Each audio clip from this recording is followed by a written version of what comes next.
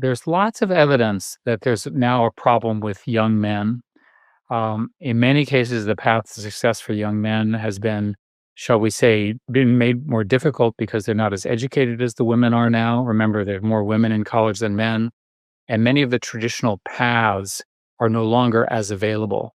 And so they turn to the online world for enjoyment and sustenance, but also because of the social media algorithms, they find like minded people who ultimately radicalize them either in a horrific way like terrorism or in the kind of way that you're describing, where they're just maladjusted.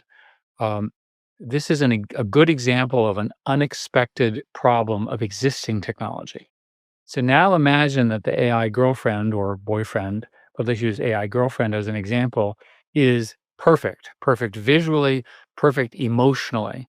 And the AI girlfriend in this case captures your mind as a man to the point where she or whatever it is takes over the way you're thinking. You're obsessed with her. That kind of obsession is possible, especially for people who are not fully formed. Parents are going to have to be more involved for all the obvious reasons, but at the end of the day, parents can only control what their sons and daughters are doing within reason. We've ended up, again, using teenagers as an example.